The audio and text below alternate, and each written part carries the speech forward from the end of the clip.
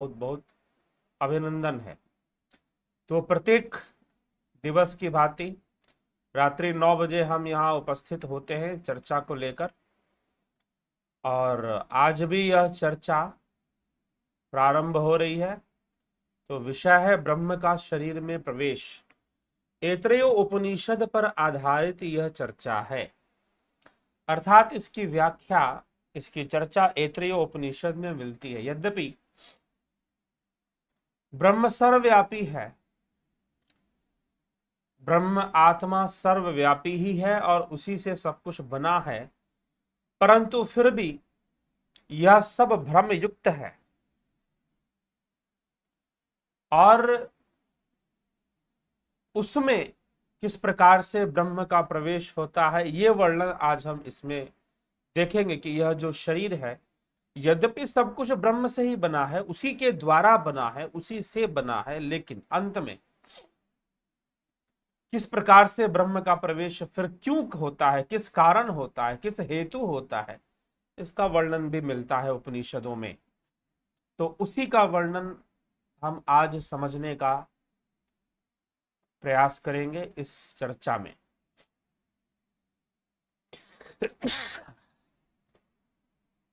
तो आप सभी बने रहें, जुड़े रहें और इसका लाभ उठाते रहें। तो चलिए हम थोड़ा सा इस विषय पर चर्चा करें, ठीक है। चलिए, कमेंट्स, आपके जो कमेंट्स हैं वो बाद में पढ़े जाएंगे, बाद में देखे जाएंगे कि आपने क्या कमेंट्स किए हैं, क्या विचार रखे हैं, वो बाद में उस पर हम चर्चा कर देंगे। चलिए आगे चलते हैं और इस पर देखते हैं कि प्रथम अध्याय का प्रथम खंड। तो प्रथम अध्याय के प्रथम खंड में ही क्या कहा जा रहा है। ऐतरेय उपनिषद, जो कि पहले भी एक व्याख्यान इस पर आ चुका है और प्रथम श्लोक पे चर्चा हो चुकी है, जिसमें यह बताया गया कि इस जगत से पूर्व वह आत्मा ही था, उसी का अस्तित्व था। ओम आत्मा व विदम एक एवाग्र आसित नान्यत किंचन मिशत स इच्छत लोकानुसृजा इति। ओम अर्थात उस ब्रह्म को ही संकेत कर कर ओम लिखा जाता है, उसी के स्मरण में। यह जगत जब नहीं था तो एकमात्र आत्मा ही है, आत्मा ही था, दूसरा कोई भी चेष्टा करने वाला नहीं था, एकमात्र आत्मा ही था। और फिर आत्मा ने ही चेष्टा किया, आत्मा ने ही इच्छा की और सृजन शुरू हुआ। स इमान लोकान सृजत अंभो मरीचिर मर्मापो अदो अंभ परेण दिवम ध्यौ प्रतिष्ठांतरिक्षम मरीचय पृथ्वी मरो या अधस्ताता आपह। कि उसने पहले धूलोक और उसके ऊपर के लोक, फिर मरीचि, फिर मृत्युलोक, फिर जल से बने नीचे पृथ्वी के नीचे के लोक, लोकों की रचना कर दी, स्वर्ग लोक की रचना कर दी, प्रतिष्ठित कर दिया। धूल लोक की भी, अंब के नाम से कहे जाने वाले जो कहे गए। फिर अंतरिक्षम, अंतरिक्षम ही मरीचय पृथ्वी मरह यह अधस्तात।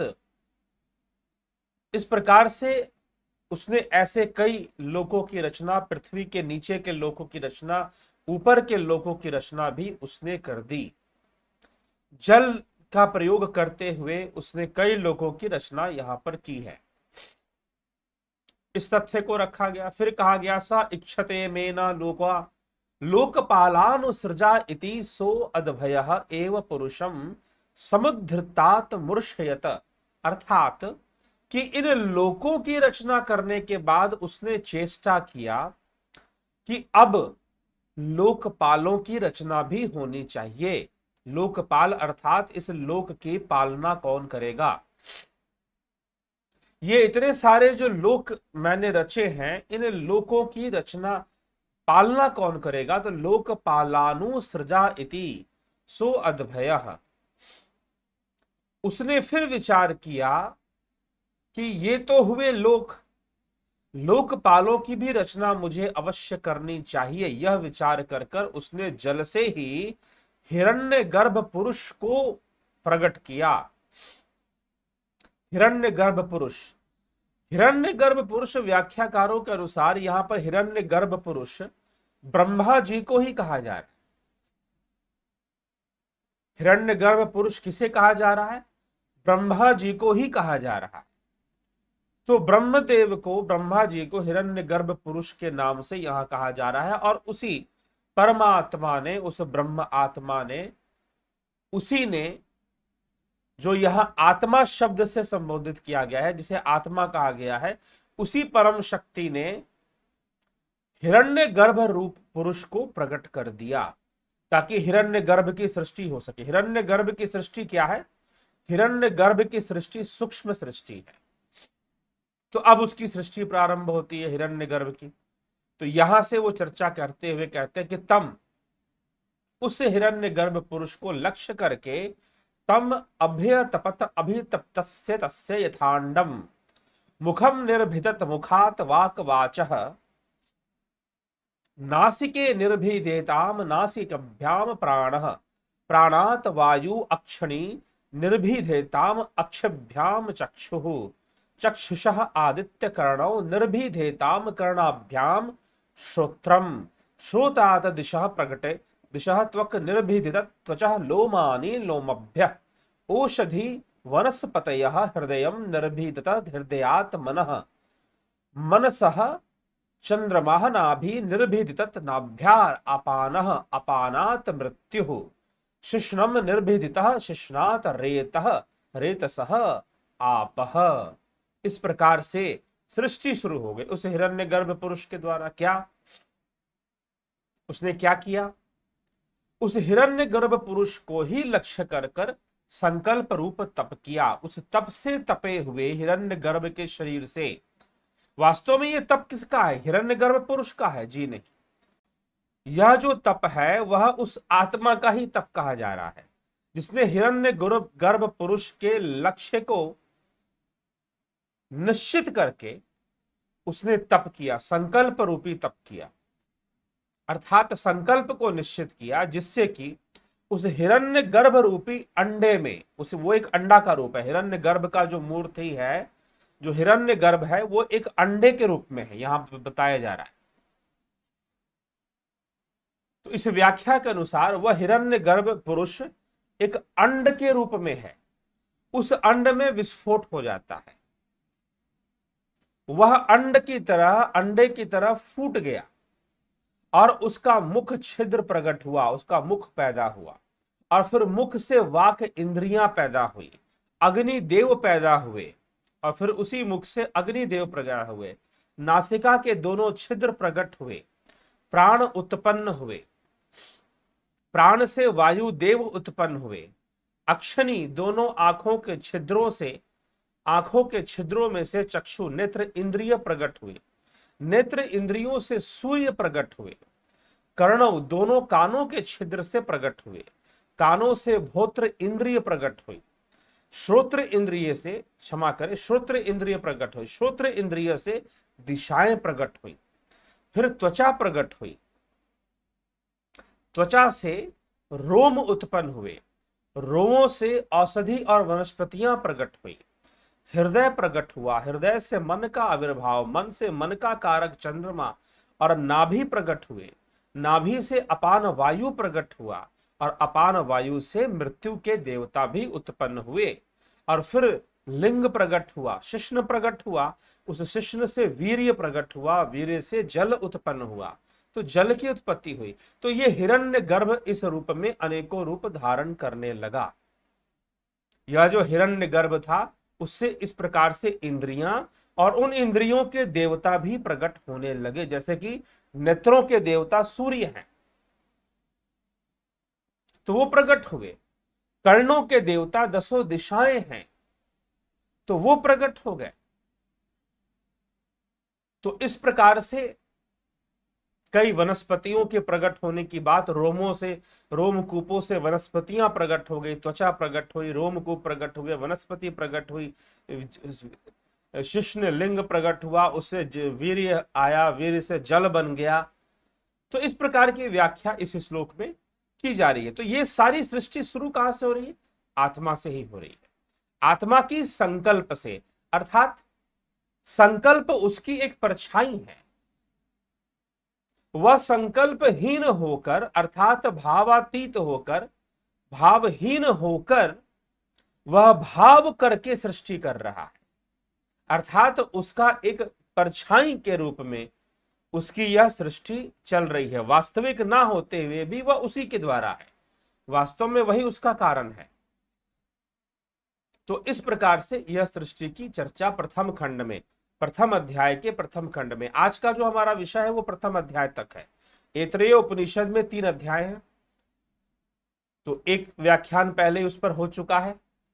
इस जगत से पूर्व आत्मा ही था, मात्र आत्मा ही था, उस पर हम चर्चा कर चुके हैं। और आज उस सृष्टि पर हम चर्चा कर रहे हैं, और प्रथम अध्याय के 3 खंड हैं, तो प्रथम अध्याय पर आज पूर्ण चर्चा हम करेंगे। तो फिर आगे की चर्चा द्वितीय खंड में चली जाती है। द्वितीय खंड में चर्चा क्या प्रारंभ होती है? प्रथम खंड में हमने क्या देखा कि उस आत्मा की चेष्टा से, उसके संकल्प से ही क्या उत्पन्न होते हैं? पहले लोक उत्पन्न होते हैं, फिर उन लोगों के लोकपाल उत्पन्न होते हैं। उन लोकपालों में सबसे पहले हिरण्यगर्भ पुरुष को मूर्तिमान किया जाता है। उस ब्रह्म ने हिरण्यगर्भ पुरुष को मूर्तिमान किया, और वो हिरण्यगर्भ अंडे की भांति जब वो फूटता है तो सर्वप्रथम उसमें से मुख प्रकट होते हैं। मुख में से वाणी, प्राण और फिर वायुदेव, अग्निदेव प्रकट होते हैं। इस प्रकार से वर्णन। फिर नेत्र प्रकट होते हैं, नेत्रों से सूर्यदेव प्रकट होते हैं। तो इस प्रकार से वर्णन इसमें यहां तक हमने सुना कि हिरण्यगर्भ से क्या क्या प्रकट होता है। फिर आगे द्वितीय अध्याय में चर्चा शुरू होती है। क्या? तात एता देवता धृष्टा अस्मिन् महत्तरणेव नवे प्राप्त तन स्तमशनाया पिपासाभ्याम ववार्जित ता एन मब्रुवन्नायतनम नः प्रजानीहि यस्मिन् प्रतिष्ठिता अन्नमदामेति। अर्थात कि वे आत्मा द्वारा रचे हुए ये सब देवता, अग्नि आदि जितने भी देवताओं का वर्णन पीछे हुआ, इस संसार रूप महान समुद्र में आ पड़े। अब ये संसार की बात हो रही है। इस सागर में, इस संसार में वो आ पड़े। उसको भूख और प्यास से युक्त कर दिया गया। अब हिरण्यगर्भ से मुख वाला, इंद्रियों वाला जो प्रकट हुआ, अब देखिए, अब चर्चा हो रही थी एक आत्मा जिसकी चेष्टा से सब प्रकट हो रहा है। पहले लोक प्रकट हुए, फिर लोकपाल प्रकट हुए। उन लोकोपालों में सबसे पहले हिरण्यगर्भ पुरुष प्रकट हुआ। वह अंड रूप में था, उसका विस्फोट हुआ, उसमें से सबसे पहले मुख निकला, मुख से अग्निदेव निकले, प्राण निकला, प्राणों से वायु देव निकले, उनके देवता निकले। श्रोत्र इंद्रियों से 10 दिशाएं निकल गई, त्वचा से रोमकूप और वनस्पतियां निकल गई। ठीक, तो इस प्रकार से यहां पर वर्णन मिल रहा है। और उसी वर्णन में आगे चलते हुए द्वितीय अध्याय में कि भाई यह जो एक पुरुष प्रकट हो गया, अब यहां पर हिरण्यगर्भ रूपी पुरुष, जो कि वास्तव में यह हिरण्यगर्भ रूपी पुरुष कौन है जानते? यह जीव है। यह अंतःकरण और इंद्रियों से संपन्न जो जीव है, उसी का वर्णन हो रहा है। वह जीव ही विकसित हो रहा है हिरण्यगर्भ में। उस अंड के फूटने से जो मुख निकला, जो इंद्रियां निकली और उनके देवता निकले, तो यह क्या है? यह जीव है। तो अब मुख से संपन्न, इंद्रियों से संपन्न, अब यह जीव सामने आ चुका है। अब उसी के लिए कहा जा रहा है, क्या कहा जा रहा है? कि वे आत्मा द्वारा रचे हुए वे सब अग्नि आदि देवता इस संसार में, इस महित अर्णवे प्राप्तम, इस अर्णव में प्राप्त हो जाते हैं, इस संसार को प्राप्त हो जाते हैं। और उस समस्त देवताओं के समुदाय को भूख और प्यास से युक्त कर दिया जाता है। समस्त देवता मतलब कि जितनी भी इंद्रियां हैं और उन इंद्रियों के जो देवता हैं, उन सब को भूख और प्यास से युक्त कर दिया गया। उन सबको भूख और प्यास की लगेगी, उन्हें भूख और प्यास से युक्त कर दिया गया। तो आगे लिखा गया कि भूख और प्यास से युक्त कर दिया गया। वे सब अग्नि आदि देवता इस आत्मा से बोले कि हमारे लिए एक ऐसे स्थान की व्यवस्था कीजिए जिसमें स्थित रहकर अन्न आदि भक्षण कर सकें। अब उस पुरुष ने, जो हिरण्यगर्भ रूपी पुरुष से, वो स्वयं हिरण्यगर्भ नहीं है, लेकिन हिरण्यगर्भ रूपी पुरुष जो अंड रूप में था, उसके फूटने से वह जो नया पुरुष जो एक पैदा हुआ, जिसके मुख हैं, जिसके कान हैं, जिसकी आंखें हैं, जिसकी त्वचा है, तो वह जो प्रकट हुआ वो कह रहा है, वो क्या कह रहा है कि हे प्रभु, हे परमात्मा, हे आत्मा, आपने मुझे ये बनाया है, तो अब आप ऐसा कीजिए कि मैं तो भूख प्यास से युक्त हूं, आपने मुझे भूख प्यास से युक्त कर दिया है, इसीलिए एक ऐसे स्थान, आयतनम प्रजानीहि यस्मिन प्रतिष्ठिता, एक ऐसे स्थान की व्यवस्था कीजिए जिसमें स्थित रहकर मैं अन्न आदि का भक्षण, अन्नम अदाम इति, अन्न का भक्षण कर सकूं और भूख प्यास से निवृत्ति प्राप्त कर सकूं। यही प्रश्न कर दिया। अब ये प्रश्न कर दिया तो फिर उसके ऐसी इच्छा करने पर कि भाई उसे कोई ऐसा स्थान प्राप्त हो, तो कौन से स्थान से वो संतुष्ट होगा? तो उन सभी देवताओं के लिए जो कि इंद्रिय रूप में प्रकट हुए हैं, आंख, कान, मुख और उनके देवता, जैसे कि आंखों का देवता सूर्य हो गया, कर्णों का देवता दसों दिशाएं हो गई, मुख का अग्नि हो गया, नासिका का वायु हो गया, वायु देव हो गए, तो इन सभी देवताओं के हेतु कोई एक ऐसा स्थान बनाए जहां वह अपने भूख प्यास को मिटा सके। तो अब यहां पर एक बात आती है, मैंने पहले कहा कि हिरण्य गर्भ रूपी जो पुरुष है वह कौन है? वो जीवात्मा है, वही जीवात्मा है। अब वह जीवात्मा कह रहा है कि मुझे अपना भूख प्यास, आपने मुझे भूख प्यास दे दिया है, भूख प्यास से युक्त कर दिया है, अब इस भूख प्यास को मिटाने के लिए मुझे कोई स्थान दीजिए जहां पर रहकर मैं अपने भूख प्यास का नाश कर पाऊं, भूख प्यास को मिटा पाऊं, अन्न का भक्षण कर पाऊं और भूख प्यास से मुक्ति पाऊं। ऐसी उसने चेष्टा कर दी। ऐसी जब चेष्टा कर दी तब उस आत्मा ने उन सभी हिरण्य गर्भ रूपी सभी देवताओं के लिए, जो कि मुख और इंद्रियों के रूप, अन्य इंद्रियों के रूप में प्रकट हुए हैं, उनके स्वामी के रूप में प्रकट हुए हैं, उन सब देवताओं के लिए सर्वप्रथम गौ का शरीर, गाय का शरीर, गाम आनयत तह अब्रुवन न यह प्राप्त, कि अर्थात कि उसे गाय का शरीर दिया गया, तो उस देवता ने, उस जीवात्मा ने, जो कि हिरण्य गर्भ लोक में हिरण्य गर्भ पुरुष के द्वारा प्रकट हुआ है, तो उसने कहा कि मेरे लिए यह गाय का शरीर पर्याप्त नहीं है। ठीक ना? अब्रुवन न अयम अलम न वै इति ताभ्य अश्वम ता अब्रुवन अयम न अलम न वै इति, अर्थात कि मेरे लिए गाय का शरीर पर्याप्त नहीं है। तब उसे उस आत्मा ने घोड़े का शरीर दिया, अश्व का शरीर दिया। तब उसने कहा कि मुझे यह अश्व का शरीर भी पर्याप्त नहीं लग रहा, इसमें मेरी तृष्णा का अंत नहीं हो रहा, मेरी भूख नहीं मिट रही, मेरी भूख नहीं मिट रही। तब फिर क्या हुआ? ताभ्य पुरुषमानयात अब्रुवन सुकृतम बतेति पुरुषो वाव सुकृतम ता अब्रवी दधात यतनम प्रविष्टयति।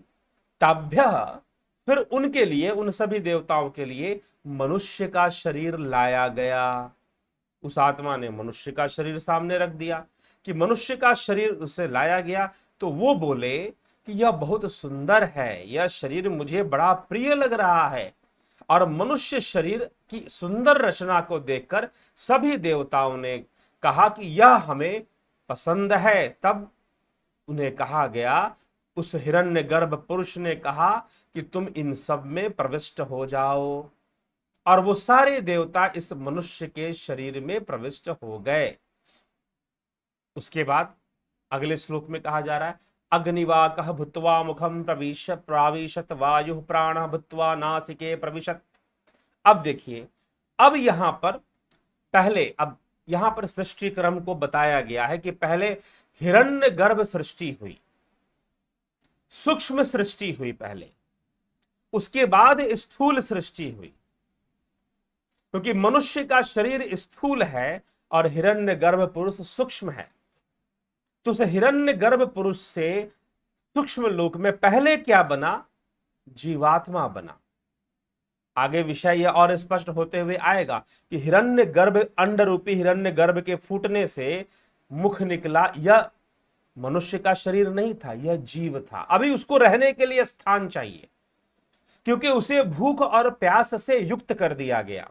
जब उसे भूख और प्यास से युक्त कर दिया गया तो उसने कहा, उसी जीवात्मा ने कहा कि भाई मुझे भूख और प्यास से युक्त किया गया है, मुझे इंद्रियों से युक्त किया गया है, तो मुझे कोई ऐसा स्थान दिया जाए जहां मैं अपने भूख और प्यास को खत्म कर सकूं, पूर्ण कर सकूं, परिपूर्ण कर सकूं। तो पहले उसे गाय का शरीर दिया गया। उसने कहा कि ठीक है, लेकिन मेरी कामना इसमें पूर्ण नहीं हो रही है। फिर उसको अश्व का शरीर दिया गया, तो उससे भी उसने कहा कि इसमें भी मैं पूर्ण नहीं हो रहा हूं। फिर अन्य शरीर भी दिए गए, लेकिन उसको संतुष्टि नहीं हुई। तो अंत में उसे मनुष्य का शरीर रखा गया। और जैसे ही उसे मनुष्य का शरीर रखा गया, वो प्रसन्न हो गया कि हाँ, ये अच्छा है, ये उत्तम है, ये अत्यंत आकर्षक और सुंदर है। और तब वह हिरण्यगर्भ, अंड से प्रकट होने वाला वह पुरुष वही जीवात्मा है। वह इस मनुष्य शरीर में प्रवेश करता है। वो गाय में भी प्रवेश किया, वह घोड़े के शरीर में भी प्रवेश किया, संतुष्टि ना मिली तो अंत में मनुष्य के शरीर में प्रवेश किया, क्योंकि मनुष्य ही पूर्ण काम होने का सामर्थ्य रखता है। मनुष्य ही पूर्णता तक पहुंचने का सामर्थ्य रखता है। इसीलिए अंत में उसने अपनी कामनाओं को पूर्ण करने हेतु कौन सा शरीर धारण किया? मनुष्य का शरीर धारण किया, मानव शरीर धारण किया। तो यह उपनिषद इस प्रकार से इस श्रृंखला को बता रहे हैं। अब इस कैसे शरीर धारण किया, अब क्या क्या घटना होती है, क्योंकि जब क्या क्या निकला था हिरण्यगर्भ अंड से, क्या निकला था? पहले मुख निकला, मुख से अग्निदेव, नासिका से वायुदेव, प्राणवायु और वायुदेव निकल गए। और फिर श्रोत्र इंद्रियां, श्रोत्र इंद्रियों से दसों दिशाएं देव रूप में निकली थी। अब उसी की चर्चा होगी। अग्नि देवता वाक्य इंद्रिय बनकर मुख में प्रविष्ट हुए। अब जो ये अग्निदेव प्रकट हुए थे, वो कहां प्रविष्ट हुए? मनुष्य के मुख में प्रविष्ट हो गए। वायु देवता प्राण बनकर नासिका छिद्रों में प्रविष्ट हो गए। और आदित्य सूर्य देवता नेत्र इंद्रिय बनकर दोनों चक्षुओं में प्रविष्ट हो गए। और दशों दिशाओं के अभिमानी देवता श्रोत्र इंद्रिय बनकर कर्णों कानों में प्रविष्ट हो गए। और औषधि वनस्पति, औषधि और वनस्पतियों के अभिमानी देवता रोमों में, रोमकूपों में, हमारी त्वचा के अंदर जो रोमकूप है उसमें प्रविष्ट हो गए, त्वचा में प्रविष्ट हो गए। चंद्रमा मन आदि बनकर, अर्थात मन जो इंद्रियों का राजा है, वो स्वयं चंद्रमा आदि उसमें प्रविष्ट हो गए। ज्योतिष में भी चंद्रमा को मन का कारक कहा गया है। हृदय प्रवासित, हृदय में प्रविष्ट हो गया। और फिर जो मृत्यु का देवता था, जो मृत्यु को देने वाला था, वह अपान वायु में प्रविष्ट हो गया। अपान वायु जो पेट के निचले हिस्से में जो प्रवाहित होती है नीचे की ओर, अपान वायु के माध्यम से नाभि में प्रविष्ट हो गया। जल का अभिमानी देवता वीर्य बनकर लिंग में प्रविष्ट हो गया। जल देव, वरुण देव कहां पर प्रविष्ट हो गए? लिंग में प्रविष्ट हो गए।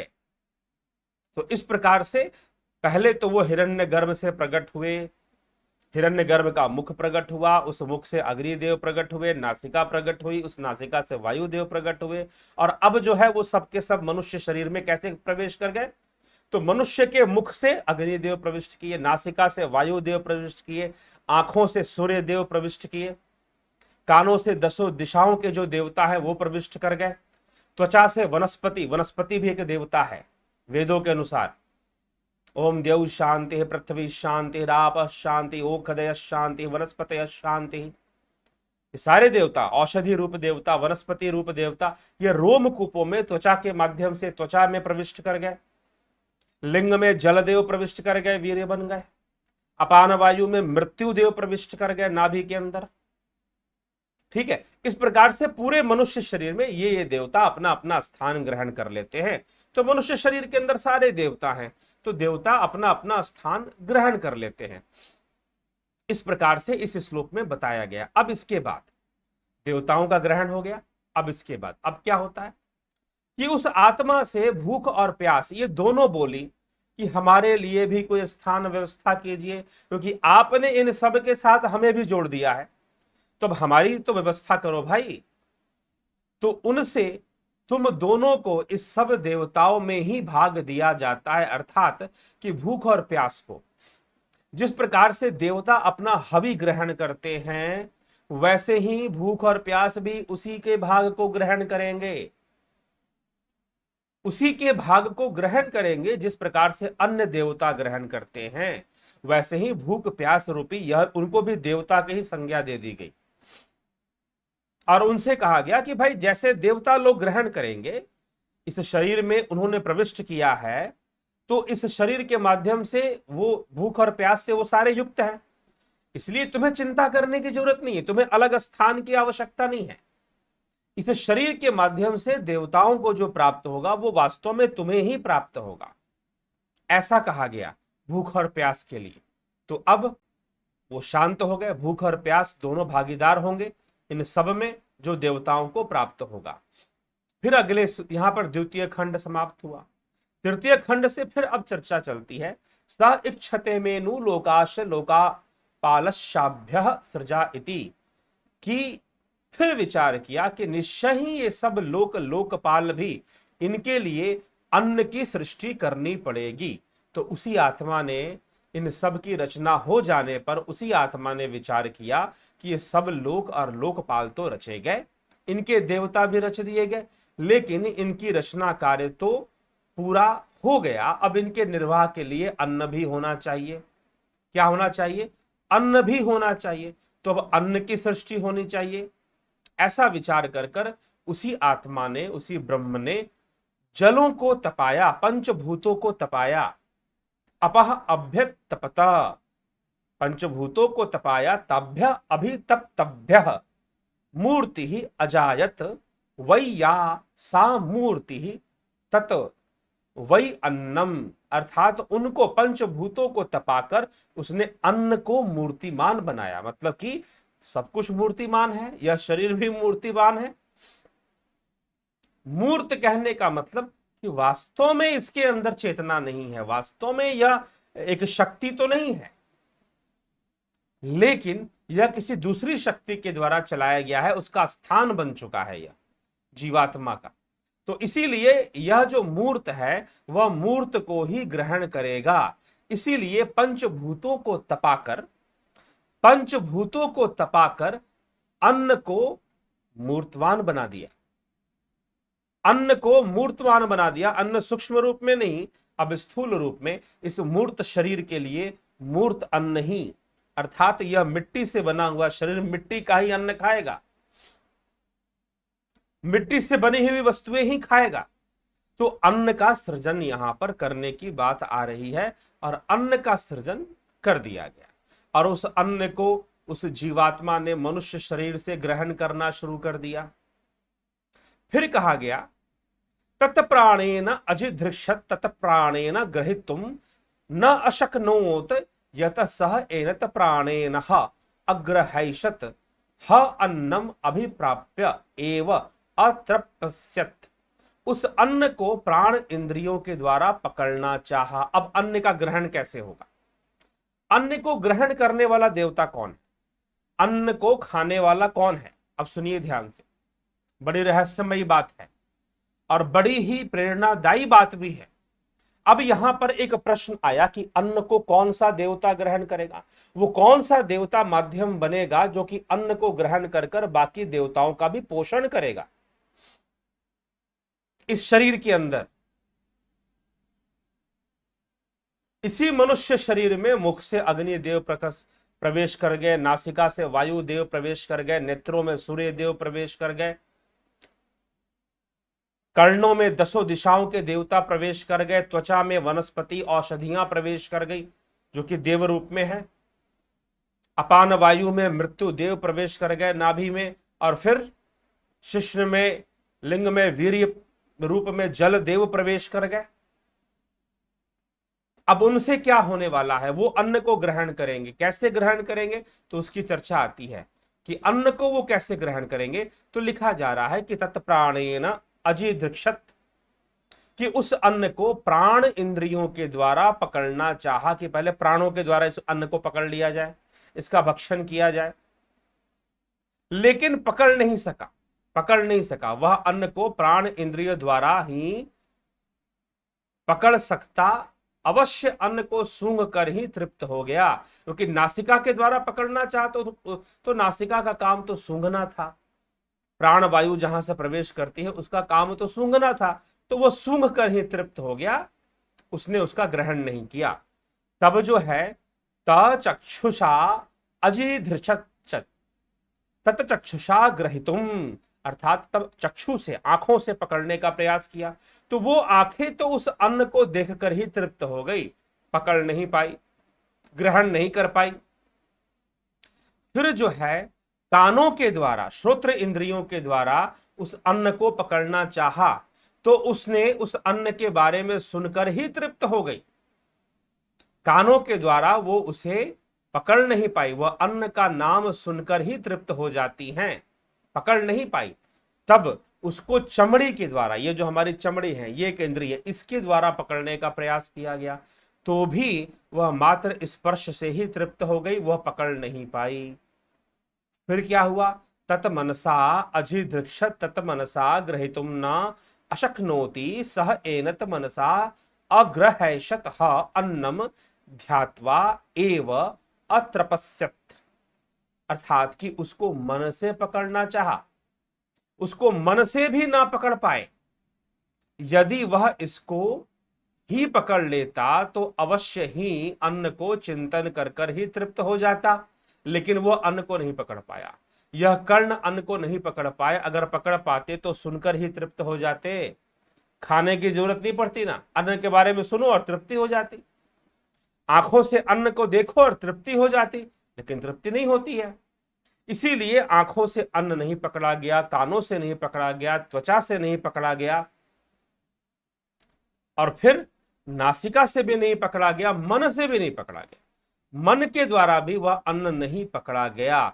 तो अंत में उस अन्न को उपस्थ के द्वारा, अर्थात लिंग के द्वारा, अपस्थ मतलब शिश्नेन, तत शिश्नेन, शिश्न के द्वारा, तत शिश्नेन अजिधृक्षत तत शिश्नेन ग्रहितुम न अशक्नोत यत सह एनत शिश्नेन ही अग्रहैषत अन्नम विसर्ज्य एव अत्रपस्यत, अर्थात कि उस अन्न को शिश्न के द्वारा, लिंग के द्वारा ग्रहण करना चाहा, उसको उपस्थ के द्वारा भी नहीं पकड़ा जा सका। यदि इसको उपस्थ के द्वारा पकड़ पाता तो अवश्य ही अन्न का त्याग करके ही तृप्त हो जाता। ठीक, अब उस अन्न को अपान वायु, अपान वायु, ठीक है जी, किसके द्वारा प्रयास किया गया? अपान वायु, जो मृत्यु, जिसके द्वारा मृत्यु के देवता का प्रवेश है, मृत्यु देव, यहां पर मृत्यु को भी देव कहा गया है, तो मृत्यु देव का प्रवेश अपान वायु में है।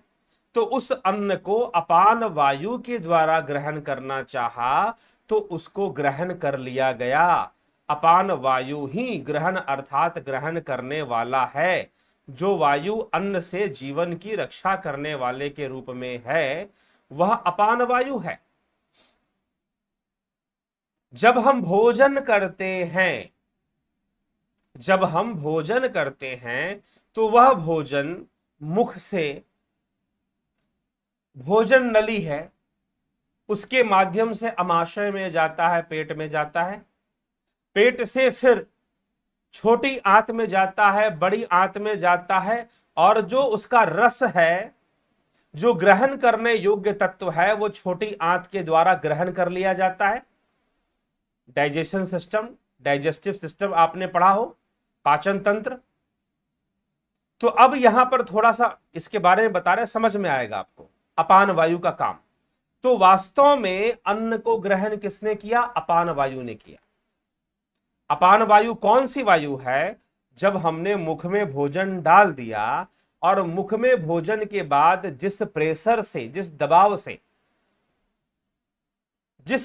से वह अपान वायु का दबाव है, वह अपान वायु का दबाव है जो कि भोजन को पेट में ले गया, पेट से छोटी आंत में ले गया। अब छोटी आंत की संरचना बड़ी कॉम्प्लेक्स है, ऊपर नीचे वो घूमती रहती है, उसमें ले गया और उस अपान वायु से फिर बड़ी आंत में ले गया। कौन ले गया? अपान वायु ले गया। तो अन्न को ग्रहण करने वाला इस शरीर में कौन है? अपान वायु है। और एक और बात, अपान वायु का रहस्य क्या है कि अपान वायु में ही मृत्यु देव का प्रवेश है। तो वह अपान वायु अन्न को ग्रहण कर कर जीवन भी दे रहा है और मृत्यु की यात्रा भी कराने वाला है। ठीक है जी, मृत्यु की यात्रा भी कराने वाला है। तो अपान वायु ही हमारे शरीर के अंदर, आंतों के अंदर जो वायु चलती है, इंटेस्टाइन में जो वायु चलती है, जो प्रेशर चलता है, वह क्या है? और अपान वायु कहां से मिलती है? श्वासों के द्वारा ही मिलती है भाई। इसीलिए तो कहा जाना, जो आप श्वास लेते हो आपकी नाभि तक, आपके पेट के अंदर, हाँ, कुछ जितनी आवश्यकता है उतनी हवा फेफड़े में जाती है और बाकी वायु पेट में जाती है। ठीक है, तो पेट के अंदर जाती है, वही अपान वायु में परिवर्तित होकर एक प्रेशर डेवलप करती है, जिससे कि भोजन जो है आंतों के अंदर घूमता रहता है, गुरुत्वाकर्षण के विरुद्ध भी घूमता है। बड़ी आंत में जाएगा तो पहले ऊपर जाता है, फिर ऐसे चलता है, फिर नीचे आता है, फिर मल द्वार से बाहर निकल जाता है। और वो आते जो सोखना था, जो तत्व सोखने थे, सोख लेती है, लेकिन ये सारा मूवमेंट किसका है? अपान वायु का है। तो इसीलिए यहां पर कहा जा रहा है कि अपान वायु ही अन्न को ग्रहण करने वाला है। ठीक है, अब उसे अन्न मिलना, अब उस जीवात्मा को अन्न मिलना शुरू हो गया। अब उसे अन्न मिलना शुरू हुआ, तब क्या हुआ कि सह इक्षत नु इदम मत ऋते कथम स्यात इति, सह इक्षत यदि वाचा अभिव्याहृतम, यदि प्राणेन अभिप्राणितम, यदि चक्षुषा इष्टम दृष्टम, यदि श्रोत्रेण श्रुतम, यदि त्वचा स्पृष्टम, यदि मनसा ध्यातम, यदि अपानेन अभ्यापानितम, यदि शिश्नेन विसृष्टम। अर्थात कि अब उसने सोचा कि निश्चय ही यह मत ऋते, यह मेरे बिना किसी प्रकार रहेगा नहीं। उसने यह विचार किया कि मेरे बिना नहीं रहेगा। यदि वाणी द्वारा बोलने की क्रिया कर ली, घ्राण इंद्रियों द्वारा सूंघने की क्रिया कर ली, नेत्रों द्वारा देखने की क्रिया कर ली, श्रवण इंद्रियों के द्वारा सुनने लगा, त्वचा द्वारा स्पर्श करने लगा, मन द्वारा मनन करने लगा, अपान द्वारा अन्न को ग्रहण करने लगा, शिश्न द्वारा मूत्र और वीर्य का त्याग करते हुए संतान की उत्पत्ति भी करने लगा। इतना इतना करने के बाद ही सारी बातें अभी पूर्ण नहीं हुई हैं। अब वह आत्मा कहता है, वह ब्रह्म कहता है, उसने विचार किया कि अब इसके भीतर मेरा प्रवेश होना चाहिए। विचार कीजिए कि उसने मनुष्य शरीर में अपना स्थान बना लिया, जीवात्मा ने। चिंता मत कीजिए, अंत से अब लास्ट में पूरा सीक्वेंस फिर से रिपीट कर दूंगा। तो मनुष्य शरीर में स्थान बना लिया,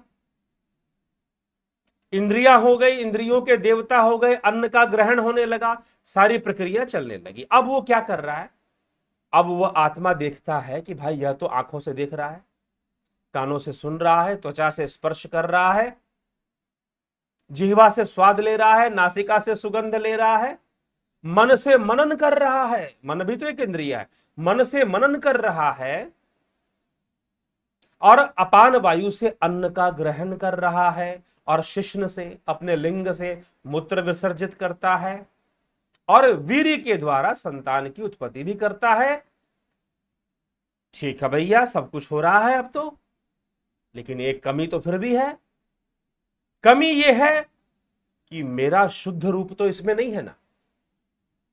अब उस आत्मा की चेष्टा, अब वो आत्मा की चेष्टा, वो फिर से इच्छा करता है, फिर से कि भाई मेरा शुद्ध रूप इसमें होना चाहिए। अभी पूर्ण नहीं हुआ ये, क्योंकि जब तक मेरी उपस्थिति नहीं है, जब तक मैं शुद्ध रूप में नहीं, यद्यपि ये जो कुछ भी बना है, हिरण्यगर्भ बना, हिरण्यगर्भ से इंद्रियां बनी, इंद्रियों की सृष्टि उसमें हुई, पंचभूतों से अन्न बन गया, पंच तन्मात्राएं बनी। सांख्य में इसी सृष्टि का एक अलग तरीका से 25 तत्वों का वर्णन इसी सृष्टि के बारे में किया गया। यहां ऐतरेय उपनिषद में इस प्रकार से, क्योंकि ऐतरेय उपनिषद आत्मा प्रधान है, तो सारी सृष्टि आत्मा से ही बताई जा रही है, आत्मा की चेष्टा से बताई जा रही है। तो उसने सोचा कि भाई सब कुछ तो हो रहा है, मुख से खा रहा है, स्वाद ले रहा है, और आंखों से देख रहा है, नासिका से सूंघ रहा है, त्वचा से स्पर्श कर रहा है, कानों से सुन रहा है, अपान वायु से अन्न को ग्रहण कर रहा है, मन से मनन कर रहा है, और लिंग से संतान की उत्पत्ति कर रहा है, मूत्र और जो मलमूत्र है उसका भी विसर्जन कर रहा है, उत्सर्जन क्रिया, उत्सर्जन स्थान से वह सब भी कर रहा है, सब कुछ तो हो रहा है। अब तो क्या ये कंप्लीट हो गया जी, पूरा हो गया? वो कहता है कि नहीं, अभी पूरा नहीं, अभी पूरा नहीं हुआ, अभी इसकी सृष्टि पूरी नहीं हुई, क्योंकि अभी तो यह मेरे द्वारा ही बनी हुई चीज है, लेकिन सत्य नहीं है, सत्य नहीं है, ये सब नश्वर चीजें हैं, लेकिन मैं ईश्वर रूप, मेरा प्रवेश होना चाहिए, मेरा प्रवेश होना चाहिए, मेरा विशुद्ध रूप इसमें होना चाहिए। यह मेरा ही रूप है, लेकिन अशुद्ध है, अपूर्ण है, अशुद्ध है, तो शुद्धता के लिए मेरा भी प्रवेश होना चाहिए, तभी यह जान पाएगा कि उसे यह शरीर किस लक्ष्य के लिए मिला है, मेरी ही प्राप्ति के लिए मिला है, मुझ में ही लीन होने के लिए मिला है। तो अब वह आत्मा क्या सोचता है? आत्मा संकल्प करता है, चेष्टा करता है कि सब कुछ तो हो गया, अब इस मनुष्य शरीर में पैर और इन दोनों में किस मार्ग से मैं प्रविष्ट हो जाऊं, पैर से प्रविष्ट हो जाऊं, मन से प्रविष्ट हो जाऊं, किस इंद्रिय से मैं प्रविष्ट हो जाऊं, ऐसा विचार उस आत्मा ने किया। और ऐसा विचार करके स अतमेव सीमानम विद्यार्थया द्वार प्रापद्ध सहसा विधृतृनाम द्वास्तत तदेत नादनम सह एतम एव सीमानम विदार्य एतया द्वारा प्रापदत सा एषा द्वा विधृति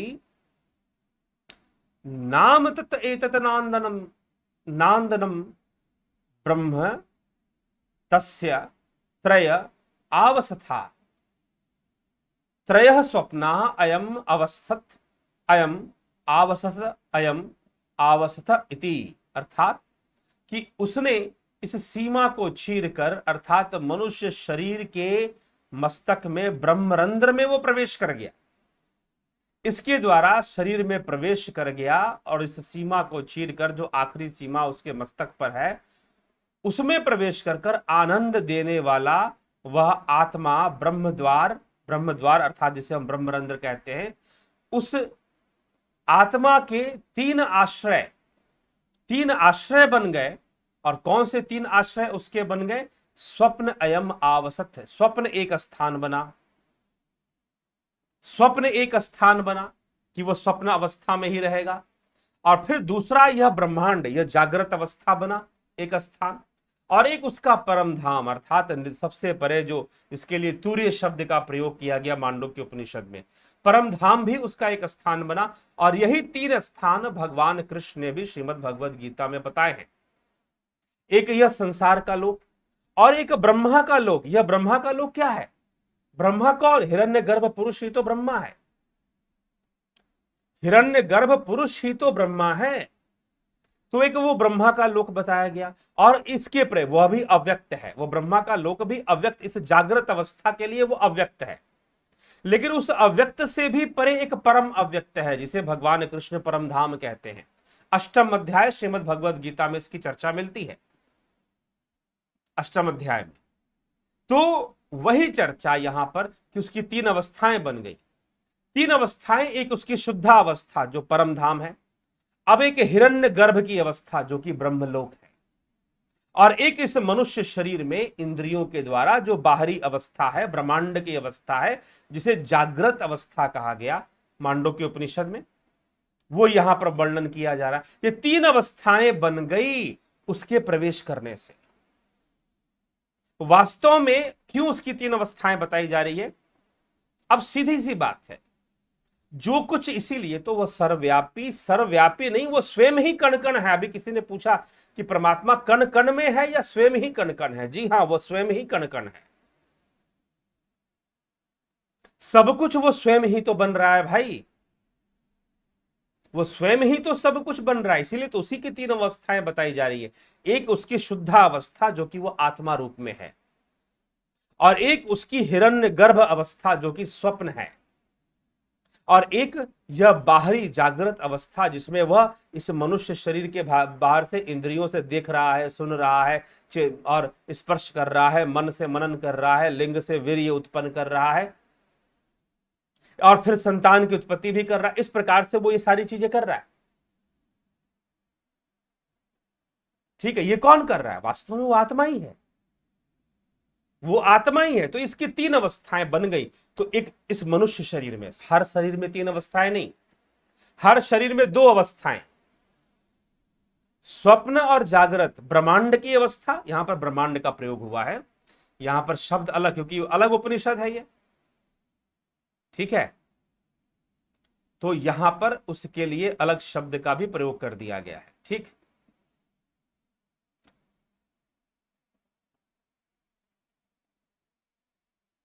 तो कारण रूप तीन अवस्थाएं हैं, वे ही इसके तीन स्वप्न हैं।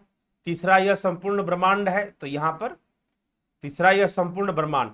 तो आवसत अयम आवसत इति, यह अयम आवसत इति बता कि ये तीसरी अवस्था जो ब्रह्मांड के अंदर, जो शरीर के अंदर जो अवस्था बन रही है, वह इसकी तीसरी अवस्था। इसी शरीर में उसकी तीन अवस्थाएं हो गई। क्यों? क्योंकि वह शुद्ध रूप में प्रवेश कर गया। शुद्ध रूप में प्रवेश करने के कारण परम धाम भी यही हो गया। उस परम धाम तक अपने ध्यान योग से पहुंचना पड़ेगा मनुष्य को, मनुष्य को। ठीक है, तो वो मनुष्य के अंदर इस प्रकार से शुद्ध रूप में भी प्रवेश कर गया। दो अवस्थाओं में तो पहले से था। तो मनुष्य रूप में प्रकट हुए सजातो भूतान्य भिव्यक्षत किमि हान्यम, मनुष्य रूप में प्रकट हुए उस पुरुष ने पंच महाभूतों की अर्थात भौतिक जगत की रचनाओं को चारों ओर से देखा। यहां दूसरा कौन है यह कहा, उसने अंतर्यामी परम पुरुष को ही सर्वव्यापी परम ब्रह्म रूप में देखा। अहो, बड़े सौभाग्य की बात है कि उसने अपने आप को ही परब्रह्म के रूप में देखा। अब यहां से अहम ब्रह्मास्मि को भी सिद्ध करने का प्रयास, अहम ब्रह्मास्मि को भी सिद्ध करने का प्रयास। अब आप कहोगे अहम ब्रह्मास्मि नहीं हो सकता, क्योंकि तुमने ब्रह्म का साक्षात्कार नहीं किया, और ब्रह्म का साक्षात्कार स्वरूप का साक्षात्कार है। जब जब तुम ये कहते हो कि वो परमात्मा, परमात्मा तो है, वो हम पर कृपा करेगा, इसका मतलब तुमने किसी अलग सत्ता को देखा जो तुमसे अलग है। यह ज्ञान नहीं है, यह अज्ञान है। जब जब तुमने कहा कि जीव और ब्रह्म अलग अलग है, तब तब तुमने उपनिषदों का खंडन किया। यहां जो ऐतरेय उपनिषद में जो चर्चा चल रही है,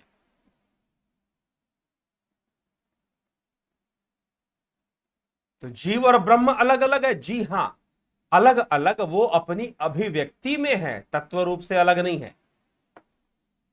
अपनी अभिव्यक्ति में, जहां पर यह बताया गया कि भाई उस आत्मा की संकल्पना है, उसकी चेष्टा है, उसने पहले लोगों की रचना कर दी, लोकपालों को बना दिया। अब उस लोकपाल में हिरण्यगर्भ पुरुष सबसे पहले बना, जो कि ब्रह्मा रूप है। अब उसके उस वो अंड रूप में, यहां पर ब्रह्मा जी का वो चार मुख वाला रूप नहीं, यहां अंडा का रूप बताया गया। अंड रूप से वो फटा, और जब फटा तो पहले इंद्रियां विकसित हो गई, मुख आया, मुख में वो अग्नि, मुख से ही अग्निदेव, सूक्ष्म रूप से मुख से ही अग्निदेव प्रकट हुए, नासिका से वायुदेव प्रकट हुए, आंखों से सूर्यदेव प्रकट हुए, देवता, उनके देवता प्रकट हो रहे हैं इंद्रियों के। और फिर उन्होंने स्थान मांगा, उनमें उनको भूख प्यास से युक्त कर दिया गया। जब उन्हें भूख और प्यास से युक्त किया गया तो उन्होंने कहा कि भाई मुझे कोई स्थान दो जहां मैं भूख प्यास से मुक्ति पाऊं, मैं इसको पूर्ण करूं। तो उन्हें सर्वप्रथम गाय का शरीर दिया, स्थूल। अब स्थूल शरीर की बात आ रही है। अभी जो सृष्टि हुई थी मुख का, इंद्रियों का, वह सूक्ष्म थी। इसीलिए कहा जाता है, विवेक चूड़ामणि, इसीलिए प्रमाण देते हुए आदि गुरु शंकराचार्य विवेक चूड़ामणि में लिखते हैं कि इंद्रियां सूक्ष्म शरीर का अंग है, ना कि स्थूल शरीर का। ये आंखें नहीं देख रही, इन आंखों से देखने वाली सूक्ष्म इंद्री है, ठीक है, जो देख रही है। तो इसीलिए अब वो इस शरीर में प्रवेश करता है, तो मुख से अग्निदेव का प्रवेश, नासिका से वायुदेव का प्रवेश, नेत्रों से सूर्य देव का प्रवेश, कर्णों से दशों दिशाओं के देवता प्रवेश करते हैं, त्वचा से रोम कूपों में औषधिया वनस्पति प्रवेश करते हैं, मन में चंद्रदेव प्रवेश करते हैं मन के माध्यम से, और लिंग में जल देवता प्रवेश करते हैं, वीर्य आदि के उत्पन्न करने हेतु जल देव प्रवेश कर जाते हैं, और अंत में वह सोचता है कि मैं शुद्ध रूप में प्रवेश करता, तो वो ब्रह्मरंध्र को अपना स्थान बनाता है, ब्रह्मरंध्र को अपना स्थान बनाता है, ऐसे वर्णन मिलता है। ठीक है जी। तो वो शुद्ध, तो अब यहां पर 3 अवस्थाएं बन गई, एक वह जो हिरण्यगर्भ पुरुष की अवस्था थी, और एक इस स्थूल हाड़ मांस के देह वाली अवस्था बन गई, और एक वो शुद्ध ब्रह्मरंध्र में जो बैठा हुआ है, वह शुद्ध अवस्था जो बन गई, वो शुद्ध आत्मा जो वास्तव में सबका रूप है, जो उसी से सब कुछ बना हुआ है। ठीक है। और उसके बाद अंत में उसने अन्न भी ग्रहण किया, इंद्रियों से देखा भी, और फिर उसी ने अपने आप को जान भी लिया, उस परमात्मा को उसी ने, जो हिरण्यगर्भ में इंद्रियों में फंसा हुआ जो जीव था, उसने अपने आप को ही जाना, और जब अपने आप को उसने जाना तो उसने परब्रह्म को जाना, तो उसने परब्रह्म को जाना। तो ब्रह्म का शरीर में प्रवेश, यह बात कैसे समझाई गई है ऐतरेय उपनिषद के प्रथम अध्याय में, वो हमने चर्चा कर ली। पहले हमारा विचार बना कि इसके 3 खंड हैं, तो तीनों खंडों पर 3-3 लेक्चर बना दिया जाएगा, लेकिन फिर लगा कि अगर ये चर्चा पूरी एक साथ नहीं की गई, एक एक खंड की अलग अलग चर्चा करेंगे तो कई प्रश्न मन में पैदा होंगे, कई कंफ्यूजन पैदा होंगे फिर, इसलिए तीनों खंडों की चर्चा आज एक साथ, प्रथम अध्याय पूरा, अभी 2 अध्याय बाकी हैं इसी उपनिषद के अंदर, तो एक एक व्याख्यान उन 2 अध्यायों पर भी अभी आने वाले हैं, वो आगे आएंगे। ठीक है। तो कल हम द्वितीय अध्याय पर और फिर उसके बाद तृतीय अध्याय पर भी चर्चा करेंगे। तो उसने जाना, अब वो किसको जानेगा? स्वयं को ही तो जानेगा ना, क्योंकि उस आत्मा से ही तो सब कुछ बन रहा है भाई, उसी से सब कुछ बन रहा है, ये इंद्रियां भी उसी से बनी हैं, सब कुछ देवता वेवता सब उसी के प्रतिनिधित्व करने वाले हैं, उसी के प्रतिनिधि हैं देवता। इसलिए याज्ञवल्क्य ऋषि बृहद आरण्यक उपनिषद में देवताओं का वर्णन करते हुए कहते हैं कि देवता कितने हैं, इंद्रिय आदि देवता है, फिर 33 देवता है, फिर 3 देवता है, 1.5 देवता है, अंत में कहते हैं कि एक देवता, और वो एक देवता आत्मा है, वही परम देव, वास्तव में वही सब कुछ देने वाला है, वही सब कुछ बनाने वाला है, उसी से सब कुछ है, उसी की सृष्टि, वही बन रहा है, उसी के ये रूप है सारे। इसीलिए यहां पर अंत में, यहां पर भी ऐतरेय उपनिषद में भी 3 अवस्थाएं, उसी एक आत्मा की 3 अवस्थाएं बन गई। पहला उसकी शुद्ध अवस्था जो परम धाम है उसका, दूसरा, यहां पर परम धाम शब्द का प्रयोग नहीं हुआ, मैं कर रहा हूं ताकि आपको समझ में आए, यहां ऐतरेय उपनिषद में परम धाम का प्रयोग नहीं हुआ है, मैं सिर्फ आपकी सुविधा के लिए श्रीमद् भगवद गीता से जोड़कर मैं इसका एक्सप्लेन कर रहा हूं, बता रहा हूं। यहां पर तो शुद्ध आत्मा कहा जा रहा है कि आत्मा, एक अवस्था उसकी आत्मा का, एक अवस्था हिरण्यगर्भ की, और एक अवस्था इस जड़ शरीर की, ये 3 अवस्थाएं बन रही हैं।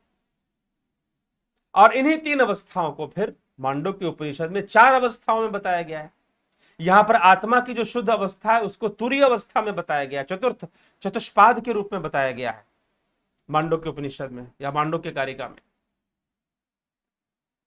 तो घुमा फिराकर सारी कहानी सुनाते हुए वहीं पर आ गए जहां हम पिछले उपनिषद में चर्चा कर रहे थे। तो प्रथम अध्याय में इस प्रकार की यहां पर चर्चा मिल रही है।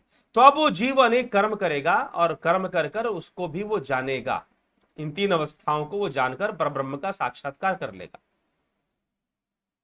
इसीलिए उसे क्या कहा गया है? तस्मात्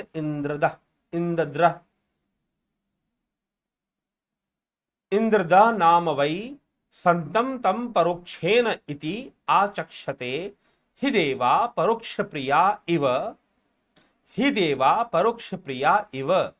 इसीलिए वह इदंद्र नाम वाला ही है। इदंद्र होते हुए उस आत्मा को परोक्ष भाव से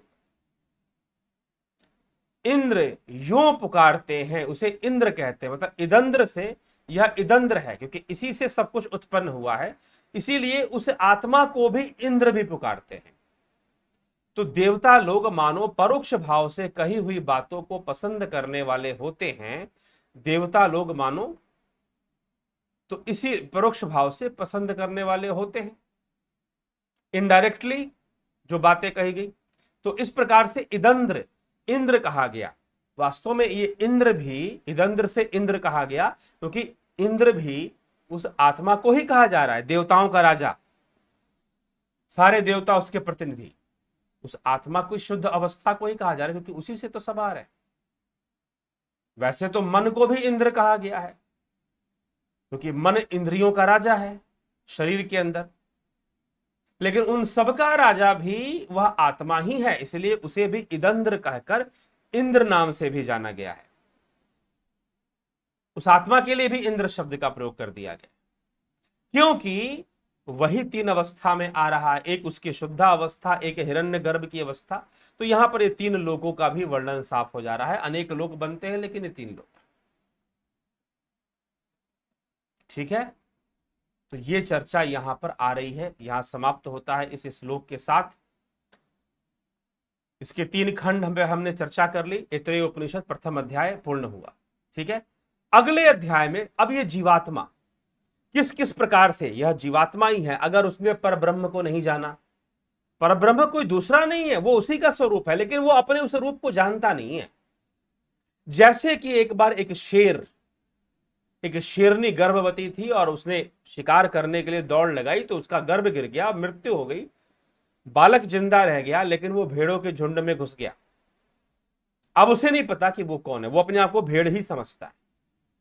फिर एक शेर आया, उसने झपट्टा मारा भेड़ों के झुंड पर, तो उसने देखा कि भाई ये भेड़ों के बीच में एक शेर भी भाग रहा है, इसको पकड़ना चाहिए, ये क्या रहस्य। उसको पकड़ा, उससे पूछा, अब वो डर गया।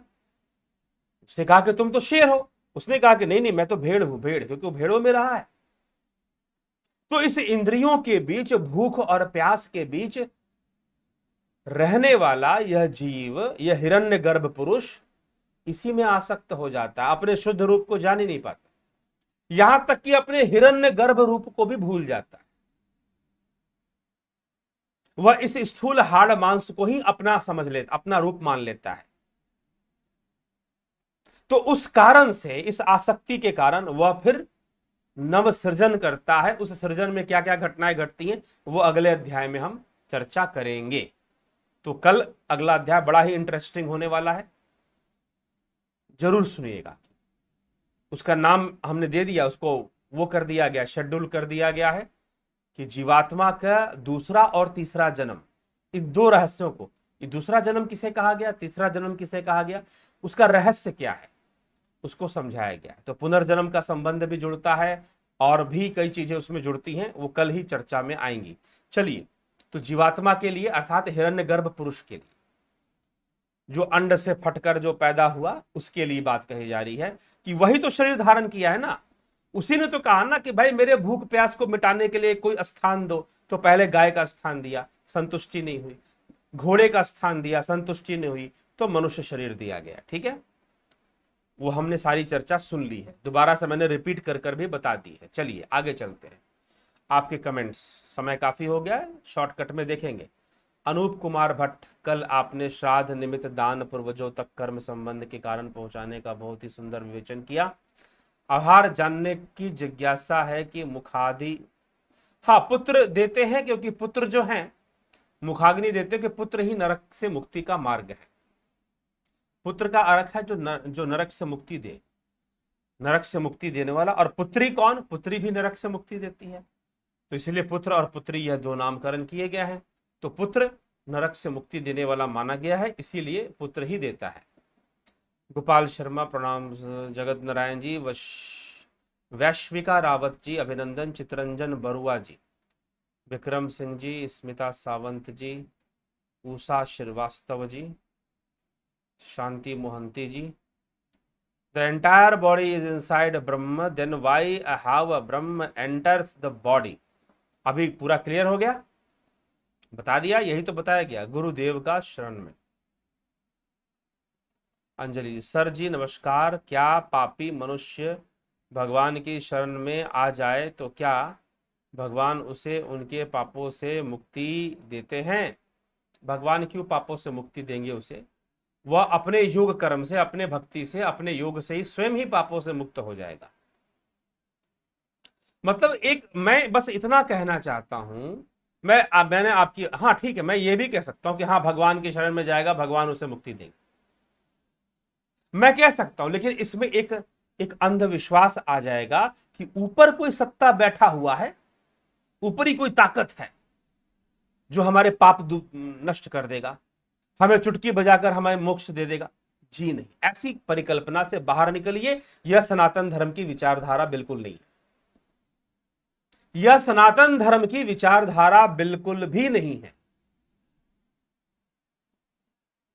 आपको अपना कर्म करना पड़ेगा, आपको अपनी भक्ति करनी पड़ेगी, आपको अपना योग करना पड़ेगा, उसी से आपके पाप नष्ट हो जाएंगे, दूसरा कोई विकल्प नहीं है। ठीक है जी, आप अगर ये मान के भगवान की शरण में आ जाए, कैसे आ जाएगा भगवान की शरण में? क्या भगवान की शरण में आना बड़ा आसान काम है क्या? किस अवस्था को कहोगे कि भगवान की शरण में आ गया? भाई सब कुछ छोड़ छाड़ के बैठ गया, राम राम कहना, कीर्तन करना शुरू कर दिया, सत्संग में बैठना शुरू कर दिया, तो क्या आप मान लोगे कि भगवान के शरण में आ गया? हो सकता है कि बाहर से दिखावा करता हो, अंदर से पाप करता हो, तो फिर तो इसीलिए भगवान की शरण में आ गया, इस बात का क्या प्रमाण है? किसी से आज जाओ, आप 1000 लोगों से पूछ दो कि भाई आपको भगवान से प्रेम है, सब हाथ खड़ा कर देंगे, हाँ हाँ मुझे तो भगवान से प्रेम है, मुझे तो भगवान से प्रेम है। अरे भैया, प्रेम क्या चीज होती है? ठीक है, तो इसीलिए मैं चाहता हूं कि आप वो जो विचारधारा है ना कि कोई ऊपरी आसमानी ताकत बैठी हुई है जिसे हम भगवान कहते हैं और वो कुछ कर देगी, कृपा कर देगी, उसकी शरण में चले जाएंगे, वो सारे पाप खत्म कर, ऐसी मानसिकता से उबर जाओ। आपको योग करना पड़ेगा, आप योग नहीं करोगे कोई पाप नष्ट नहीं हो सकता आपका। ठीक है, ऐसी मानसिकता से हमेशा के लिए उबर जाओ, बस यही मैं एक संकेत करना चाहता हूं। चलिए, रामनिवास मीना जी, सूरज सरोज कृष्णानी जी, अभिनंदन है सरोज जी, मधुकर पलिवाल जी, अंजलि जी, सर सर्वधाम परित्यज्य श्लोक का अर्थ बता दीजिए। बताया हुआ है, श्रीमद् भगवत गीता पे पूरी चर्चा हो रखी है, आप जाइए उसको सुनिए, वहां बताया हुआ है। किसी एक श्लोक को मत पकड़िए, मैं पहले भी गीता के बारे में बोल चुका हूं, किसी एक श्लोक को पकड़कर गीता का अर्थ निकालेंगे तो नहीं निकलने वाला। क्या बाकी श्लोक सारे व्यर्थ में लिखे गए हैं क्या?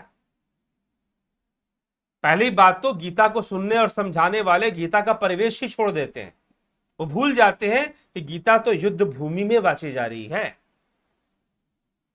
और उसको वाचने और सुनने वाले कोई साधु सन्यासी नहीं है, कोई गृह त्यागी नहीं है, राजा है। श्री कृष्ण भी राजा है, अर्जुन भी राजपुरुष है, युद्ध भूमि में खड़े हैं, दोनों गृहस्थ हैं, और अर्जुन भगवान समझा भी रहे कि ब्रह्मचारी बनने के चक्कर में मत पड़ना, गलती से निष्काम कर्म करना। तो फिर आप पता नहीं उसमें से क्या क्या ढूंढ के निकाल देते हो, क्योंकि कोई श्लोक आपने पढ़ लिया और उसी को सब कुछ मान लिया। तो उसी को सब कुछ मानना वो बड़ा ही गलत होगा, वो श्री कृष्ण के प्रति वो गलत होगा, भगवान के प्रति वो गलत होगा। ठीक है, तो इसीलिए पूरी गीता पढ़े, अर्थ पता चल जाएगा कि उस श्लोक का क्या अर्थ निकलना चाहिए। जो कुएं के मेंढक है वो तो कुएं का मेंढक ही बनाने का प्रयास करेंगे, गुरु जी सुना देंगे कि सर्वधर्मान परित्यज्य मामेकम शरणम व्रज, मेरे प्रति समर्पित हो जाओ। अपने चेलों को अपने ही प्रति समर्पित कराने के चक्कर में उस श्लोक का प्रयोग, तो जितना दुरुपयोग गीता के श्लोकों का होता है उतना दुरुपयोग शायद ही किसी ग्रंथ का होता होगा।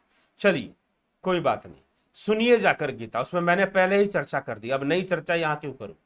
अजित भाई पटेल, सत्यमेव जयते, ऋषि गेमर जी, अभिषेक कुमार जी, अभिनंदन आपका सबका, योगेंद्र पंडित जी, राजू पाल जी, सुखराम गहलोत, अशोक गोयल, अंजू श्रीवास्तव अभिनंदन, कन्हाई कुमार अभिनंदन, अंजलि जी।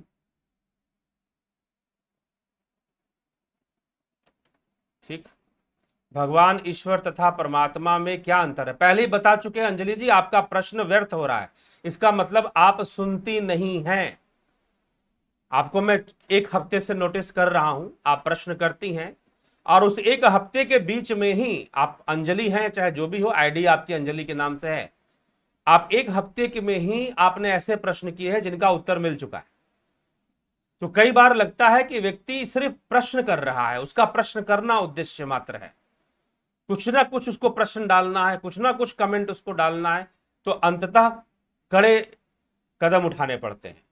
ठीक है। तो कई बार, अभी तो कुछ दिन पहले इस पर चर्चा हुई है कि भगवान कौन, ईश्वर कौन, परमात्मा कौन। ठीक है। ठीक है। तो चलिए, आप मांडुक्य कारिका का संपूर्ण व्याख्या कीजिए। उसमें जो दार्शनिक व्याख्या है, उसमें जो वेदांत प्रधान व्याख्या है, वो की जा चुकी है। ठीक है, आप उसको सुनिए, समझ गए। हाँ, अब उसमें कुछ बौद्ध खंडन को लेकर व्याख्या की गई है, कुछ ऐसे दार्शनिक गूढ़ विषय हैं जिसमें बौद्ध विचारधारा का खंडन मिलता है मांडुक्य कारिका में ही। ठीक है। तो उन श्लोकों को नहीं लिया गया, क्यों नहीं लिया गया, उसके पीछे कारण है, क्योंकि उससे दर्शन, उससे अध्यात्म स्पष्ट नहीं होता। ठीक। तो और उसमें भी शाब्दिक खंडन है, पूर्ण खंडन नहीं है, शाब्दिक खंडन है। कुछ शब्दों के प्रयोग को लेकर खंडन है जो कि बौद्ध विचारधारा में किए गए हैं, बौद्ध दर्शन में किए गए हैं। ठीक है जी। तो इसीलिए वो संपूर्ण व्याख्या ही है। जो बच गया है वो आप कर लीजिए।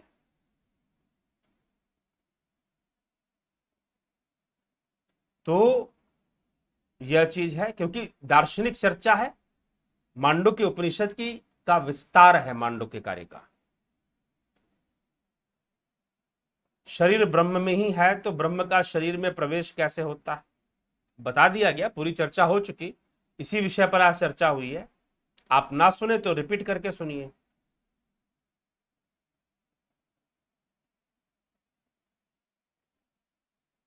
दिव्य सृजन स्पिरिचुअल के माध्यम से आप हिंदू समाज को सही दिशा देने का बहुत मेहनत कर रहे हैं। जी हाँ, वही उद्देश्य है, वही उद्देश्य है। और विशेष करके उन्हीं चर्चाओं पर फोकस किया जाता है, उन्हीं चर्चाओं पर फोकस किया जाता है। ठीक है। ये तो चर्चाएं अन्य भी बहुत सारी होती हैं, लेकिन जो समाज में, आज के समाज में, आज के हिंदू समाज में जो बातें व्याप्त हैं, जो भ्रम व्याप्त है, उसका दूर होना जरूरी है, वो दूर होना जरूरी है अध्यात्म को लेकर। बाकी अन्य और भी सारी चीजें हैं। ठीक है जी। जब तक वो दूर नहीं होगा, बाकी हम क्या अन्य चीजों को समझ पाएंगे। ऋषि गेमर जी नमस्ते गुरु जी, स्वप्न अवस्था पर प्लीज डिटेल वीडियो बनाइए। बना हुआ है, मांडुक्य कारिका में बना हुआ है। ठीक है, स्वप्न अवस्था को ही फोकस करते हुए बनाया जाएगा। लेकिन 3 अवस्थाओं की जो चर्चा हुई है मांडुक्य उपनिषद पर, जो चर्चाएं हैं, आप उसको जरूर सुने, उसमें चर्चा है बीच में हम। ठीक है, एक व्याख्या उस पर आ जाएगी आगे।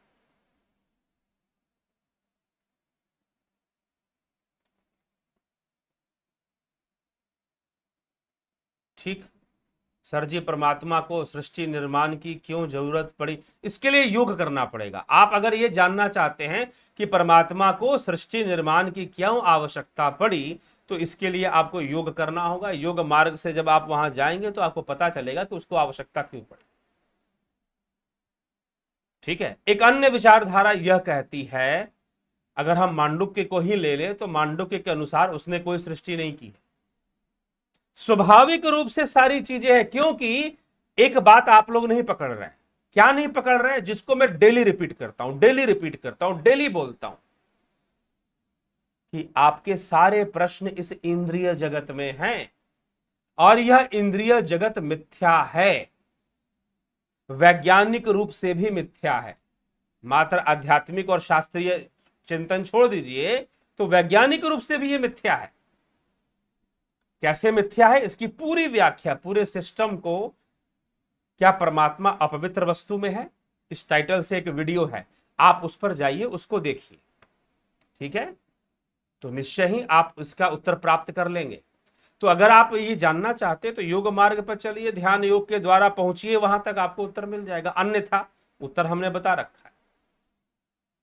यह तो एक सृष्टि क्रिया को समझाने के लिए ऐतरेय उपनिषद में यह श्रृंखला ऐसे बताई गई। लेकिन मांडुक्य उपनिषद या मांडुक्य विचारधारा तो यह मानती है कि कोई सृष्टि नहीं हुई, स्वाभाविक रूप से सब कुछ है, और इंद्रिय जगत में तो भ्रम है, क्योंकि इंद्रियों की सीमा है। इंद्रियां सब कुछ नहीं देख सकती, इंद्रियां सब कुछ नहीं देख सकती हैं। डेली में बताता हूं ये बात। इंद्रियों के द्वारा जो भी दिख रहा है भ्रम है, भ्रम। और आपकी सारी आसक्ति, आपके सारे रिश्ते नाते, आपके सारे भोग आसक्ति इंद्रियों में ही तो है, और कहां पर है? तो इंद्रियों से दिखने वाला सब कुछ एक भ्रम मात्र, एक माया है। इसलिए इसे माया, इंद्रिय जगत को माया जगत ही कहा गया है। इंद्रियों का निरोध कर दीजिए, इंद्रियों का निरोध करने से जगत का निरोध हो जाएगा, और जैसे ही जगत का निरोध होगा शुद्ध आत्मा, शुद्ध आत्मा हो जाएगा। पिंजड़े में कैसे फंस गया, एक शेर पिंजड़े में फंस गया, निकलने का रास्ता अगर मिल जाएगा ना तो पता चल जाएगा फंसा कैसे था। इसीलिए आपको यह सलाह दी जा रही है कि योग कीजिए, ध्यान योग से जुड़िए, उसे कीजिए और उसकी प्राप्ति कीजिए, आपको प्राप्ति हो जाएगी। आपको पता चल जाएगा कि उसको सृष्टि करने की आवश्यकता क्या पड़ी। लेकिन सारे प्रश्न इस पिंजड़े में बैठे बैठे नहीं मिलने वाला। मैं इस पिंजड़े में कैसे फंस गया, मुझे कैसे फंसा लिया गया, रास्ता ढूंढो बाहर निकलने का। रास्ता मिल जाएगा तो पता चल जाएगा कि फंसे कैसे थे, लेकिन सिर्फ प्रश्न करने से तो नहीं मिलेगा। ठीक है, चलें आगे। तो इसीलिए प्रश्नों तक, अगर अपना जीवन प्रश्नों तक सीमित रखना चाहते हो तो प्रश्न करते रहिए।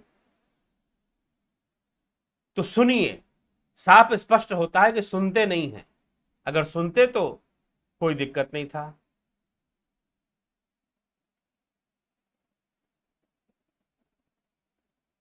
अफंता प्रोडक्शन, योग भिषा, कनेक्ट गॉड, वाई, ये स्पष्ट ही नहीं हो रहा क्या कह रहे हैं गुरु जी। फिर कुछ उपनिषद में जीव और सृष्टि को किस आधार पर अनादि कहा है, कृपया प्रकाश डालने की अनुकंपा करें।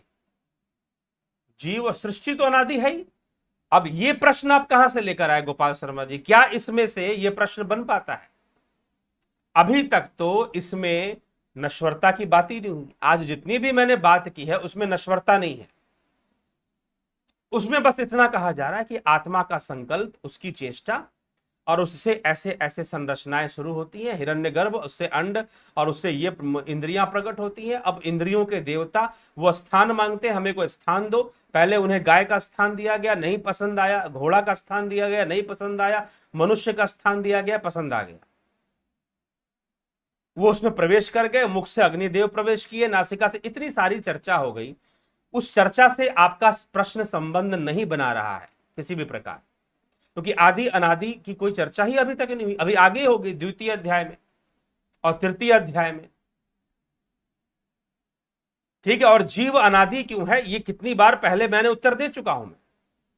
क्योंकि जीव मोक्ष को प्राप्त करता है, शरीर के मरने से जीव नहीं मरता है। ठीक है, तो आप सुनते नहीं हैं, इसीलिए आप ऐसा प्रश्न करते हैं। ऐतरोपनिषद का प्रस्तुतकर्ता कौन? स्मिता सावंत जी, ऋग्वेदीय उपनिषद है, यह बता दिया गया है।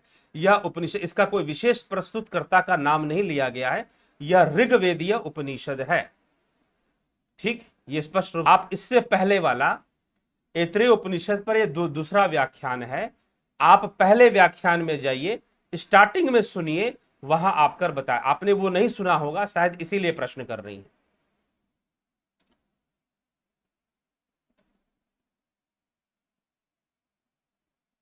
ठीक है जी, तो चलिए मित्रों, अभी 1 घंटे 14 मिनट इस व्याख्यान को हो चुके हैं, तो इसको यहां पर विराम देंगे और आपके प्रश्नों का उत्तर कल, जो लोग छूट गए वो कोशिश करें कि अपने प्रश्न पहले ही पूछ लिया करें, अन्यथा सुपर चैट से पहुंचे तो पूछे तो फिर उसको फोकस कर कर उसका उत्तर दिया जाए। तो चलिए, प्रश्न बहुत हैं, कमेंट्स बहुत हैं, तो कभी आप आगे इसकी चर्चा करेंगे तो फिर हम उस पर आपको जरूर ही बताएंगे।